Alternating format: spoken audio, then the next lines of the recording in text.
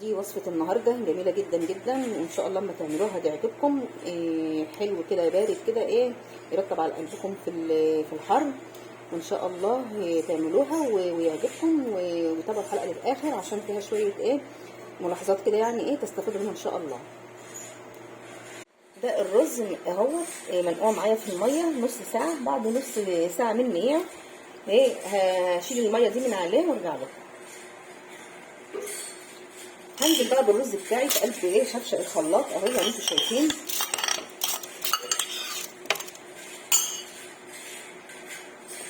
وانزل عليه بكوبايتين من الحليب، حليب كامل الدسم.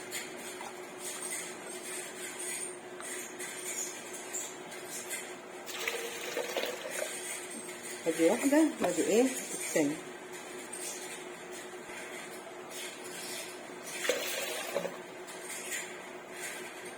هنزل عليهم بمعلقتين كبار من السكر او اي كميه انت تحبيها. طبعا السكر ده تبع اختيارك انت بقى.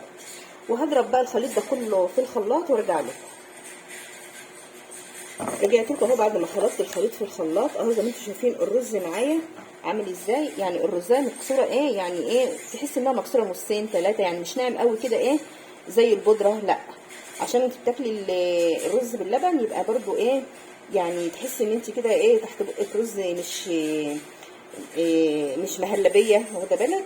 عايزه تنعميه براحتك، بس هو كده مجروش، يعني يعتبر الرز كده مجروش. الحبايه نصين او ثلاثه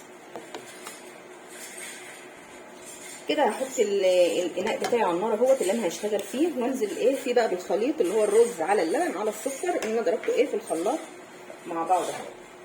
بسم الله اهو زي ما انتم شايفين اهوت الرز معايا بالشكل اللي انتم شايفينه ده. ايدي فيه بقى واستمر كده في التقليب على نار متوسطه، ما تكونش نار عاليه ولا نار هاديه. نار عاليه هتخليه يلزق معاكم ويشيط، نار هاديه برضو ممكن برضو يتكتل معاكي. نار متوسطه وايدك فيه كده باستمرار ما تسيبوهوش كده. زي ما انتم شايفين اهوت بدا يتقل معايا اهوت ويلف معايا وبيطلع اهوت فقاقيع. في الحاله دي بقى انا ههدي النار، وممكن في الحاله دي ارفع المعلقه او الحاجه اللي انا بقلب فيها واسيبه 5 دقايق كده يغلي مع بعضه، وبعدين نرجع نشوفها الوضع شكله طب هو دلوقتي يعني هو خلاص استوى اهوت. هنعرف منين ان هو استوى؟ بنجيب الطبسي صغير كده ونحط فيه نص معلقه كده، ولما نلاقيه يعني لما تبرد كده وتدوقيه وتلاقيه استوى يبقى خلاص كده اوكي، هنطفي عليه. لقيناه لسه يعني فيه الندغه، هنسيبه شويه كمان. طب هو القوام دوت بالنسبه لي انا حلو. لو بالنسبه لكم انتم القوام ده تقيل هنخففه بنص كوبايه لبن كمان او بنص كوبايه ميه. لو بالنسبه لكم القوام ده خفيف هنجيب معلقه نشا وندوبها برده في معلقتين ميه او معلقتين لبن ونضيفهم عليه. بس هو انا بالنسبه لي القوام ده يعني حلو مظبوط.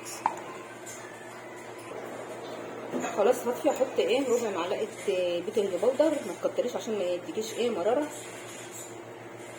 وتقلبيه كده من عند ما يتجانس وتطفي. لما يهدي حوالي دقيقه واحده بس تصبي بقى في الاطباق. بسم الله ولا حول ولا قوه الا بالله. دلوقتي الرز بتاعي اهوت خلاص يعني خد من ريحه الفانيليا. هنزل بقى دلوقتي بسم الله.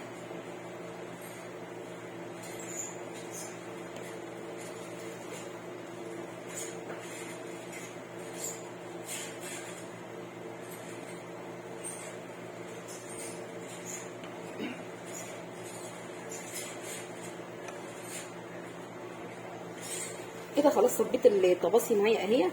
همسح بقى كده الاطباق بتاعتي وانضفهم من اي حاجه كده تكون وقعت زي ما انتم شايفين كده.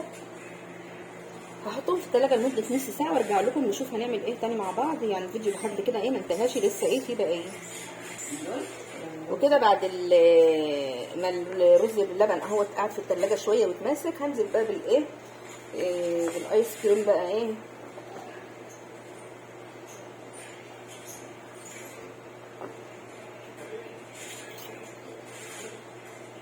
انا طبعا مش هحط كله علشان خاطر برضو في اللي بيحب من غير الايس كريم.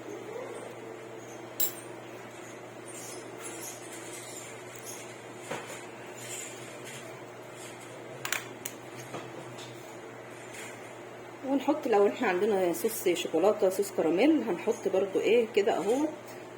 طبعا من الحر الصوص ايه سايح شويه.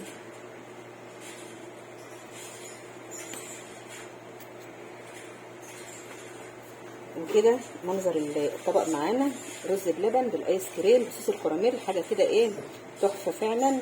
إيه ان شاء الله لما تعملوه هتلاقوه ايه جميل جدا جدا، تحفه. جربوه مش هتندموا، وادعوا لي دعوه كده ايه من قلبكم. والحلقه كده انتهت على خير، اشوفكم في حلقه جايه باذن الرحمن، مع الف سلامه.